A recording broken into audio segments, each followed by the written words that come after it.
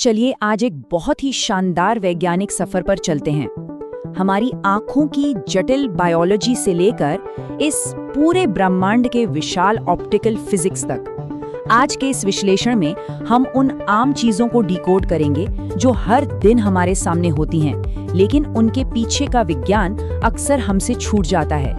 रोशनी कैसे काम करती है और हम इस खूबसूरत रंगीन दुनिया को आखिर देख कैसे पाते हैं, आइए गहराई से समझते हैं। इस सफर में हम मुख्य रूप से इन पड़ावों से गुजरेंगे। सबसे पहले आंख की संरचना, फिर सामान्य दृष्टि दोषों का सुधार, प्रिज्म और इंद्रधनुष का विज्ञान, उसके बाद दिलचस्प वायुमंडलीय दृष्टिभ्रम और अंत में प्रकाश का बिखरना। तो शुरुआत करते हैं पहले हिस्से से, आंख की संरचना। अब सबसे पहला सवाल यही आता है कि हमारी आंखें वास्तव में काम कैसे करती हैं। इस जटिल अंग को आसानी से समझने के लिए इसे एक बहुत ही शानदार और हाई सिक्योरिटी वाले घर की तरह मान लेते हैं। एक ऐसा घर जिसमें कई दरवाजे हैं, अलग अलग कमरे हैं और अपने खुद के गार्ड्स भी हैं। तो होता क्या है कि जब प्रकाश इस घर में आता है तो सबसे पहले वो कॉर्निया रूपी मेन गेट से गुजरता है। यहीं पर रोशनी काफी हद तक अंदर की तरफ मुड़ जाती है। इसके ठीक बाद आइरिस नाम के बॉडीगार्ड्स मिलते हैं जो प्यूपिल यानी भीतरी दरवाजे पर तैनात होते हैं। ये बॉडीगार्ड्स ही तय करते हैं कि अंदर कितनी रोशनी जाएगी। तेज धूप में ये सिकुड़कर रास्ता छोटा कर देते हैं और अंधेरे में फैल जाते हैं। इसके बाद रोशनी सीधे हमारे कॉन्वेक्स लेंस से होते हुए रेटिना रूपी बड़ी स्क्रीन पर जाकर पड़ती है, जहां फाइनली वो इमेज बनती है जो हमें दिखाई देती है। अब यहाँ एक बहुत ही कमाल का बायोलॉजिकल मैकेनिज्म काम करता है जिसे पावर ऑफ अकोमोडेशन कहते हैं। हमारी आंख के सिलेरी मसल्स किसी ऑटोमेटिक कंट्रोल सिस्टम की तरह होते हैं। जब दूर की चीजें देखनी होती हैं तो ये मसल्स बिल्कुल रिलैक्स हो जाते हैं, जिससे लेंस पतला हो जाता है।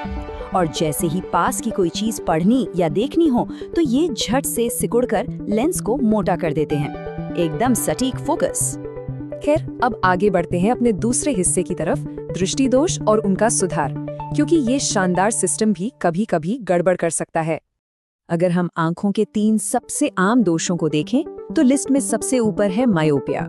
इसमें आई बॉल थोड़ी लंबी हो जाती है या लेंस ज्यादा मुड़ जाता है और इसे कॉनकेव लेंस से ठीक किया जाता है। दूसरा है हाइपरमेट्रोपिया, जहां आई बॉल थोड़ी छोटी हो जाती है, इसके लिए कॉन्वेक्स लेंस का इस्तेमाल होता है। और तीसरा है प्रेसबायोपिया, जो अक्सर उम्र बढ़ने के साथ सिलेरी मसल्स के कमजोर होने से होता है। इसे बाइफोकल लेंस लगाकर बड़े आराम से सुधारा जा सकता है। अब इन सब में कंफ्यूजन होना बहुत आम बात है। इसे याद रखने की एक बहुत ही मजेदार ट्रिक है। माय प्रॉब्लम इज मायोपिया और मुझे केव्स यानी गुफा पसंद है, बस इतना याद रखना है। इससे कॉनकेव लेंस का इस्तेमाल हमेशा याद रहेगा। मायोपिया में पास का तो एकदम साफ दिखता है, लेकिन दूर का धुंधला, और इसका पक्का इलाज है कॉनकेव लेंस। हाइपरमेट्रोपिया ठीक इसका उल्टा है, पास का धुंधला और दूर का साफ, और यहाँ कॉन्वेक्स लेंस काम आता है। चलिए अब तीसरे हिस्से पर आते हैं, प्रिज्म और इंद्रधनुष की जादुई दुनिया। हमारे आसपास जो सफेद रोशनी बिखरी हुई है वो असल में सिर्फ एक रंग नहीं है, वो कई सारे छिपे हुए रंगों का एक बंडल है। जब ये सफेद रोशनी किसी प्रिज्म के खास एंगल से टकराकर गुजरती है तो एक बेहद खूबसूरत स्पेक्ट्रम में बट जाती है।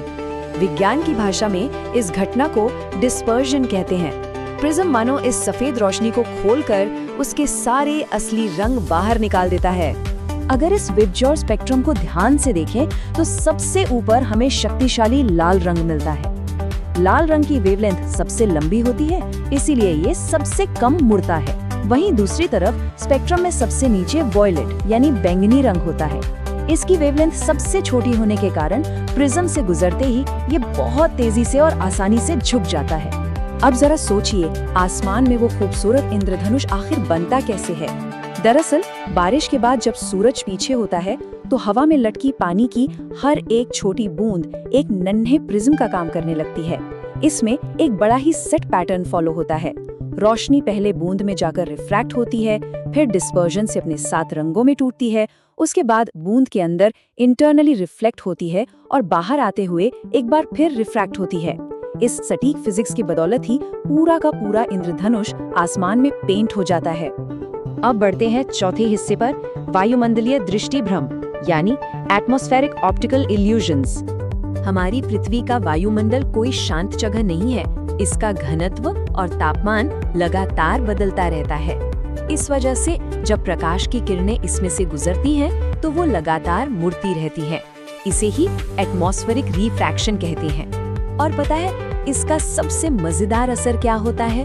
हमें सूर्य उसके असली सूर्योदय से पूरे 2 मिनट पहले ही दिखने लगता है और सूर्यास्त के 2 मिनट बाद तक दिखता रहता है। ये कुदरत का एक बहुत ही अद्भुत भ्रम है। बचपन का वो जाना माना सवाल तो याद ही होगा कि तारे क्यों टिमटिमाते हैं लेकिन ग्रह क्यों नहीं। ये सवाल सच में एक बहुत ही आकर्षक सच्चाई की तरफ ले जाता है। असल में तारे छोटे नहीं होते, बल्कि उनकी बेहिसाब दूरी हमारी आंखों के साथ एक बड़ा दिलचस्प खेल खेलती है। देखिए, तारे हमसे इतनी ज्यादा दूर हैं कि वो प्रकाश के एक सिंगल पॉइंट सोर्स की तरह बर्ताव करते हैं। जब उस एक छोटे से पॉइंट की रोशनी हमारे इस चंचल और बदलते वायुमंडल से गुजरती है, तो वो लगातार मुड़ती है। इसी वजह से हमें उनकी ब्राइटनेस कम या ज्यादा होती महसूस होती है, जिसे हम टिमटिमाना कहते हैं। इसके उलट ग्रह हमारे काफी करीब हैं। वो किसी एक पॉइंट की तरह नहीं, बल्कि कई सारे लाइट पॉइंट्स के एक बड़े सोर्स की तरह काम करते हैं। तो अगर एक पॉइंट की रोशनी वायुमंडल से मुड़ती भी है, तो दूसरे पॉइंट की रोशनी उसे बैलेंस कर देती है।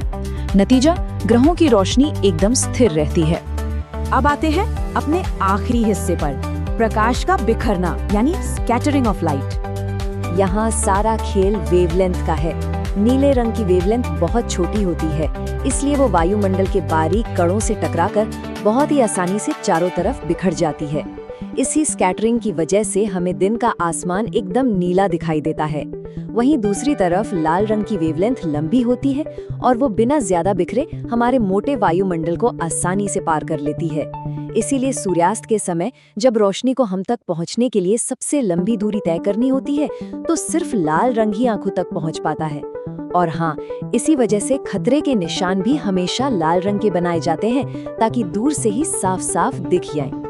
अब इस चर्चा को खत्म करने से पहले एक बहुत ही गहरे सवाल पर गौर करते हैं। अगर पृथ्वी पर वायुमंडल ही ना हो और प्रकाश को बिखेरने वाले ये छोटे कण मौजूद ही ना हो, तो क्या दिन का आसमान एकदम स्याह काला नहीं हो जाएगा? बिल्कुल हो जाएगा। ये सच में बहुत हैरान करने वाली बात है कि पृथ्वी के वायुमंडल की इस खास फिजिक्स के बिना ये रंग बिरंगा नीला आसमान बस एक अंतहीन अंधेरा अंतरिक्ष होता।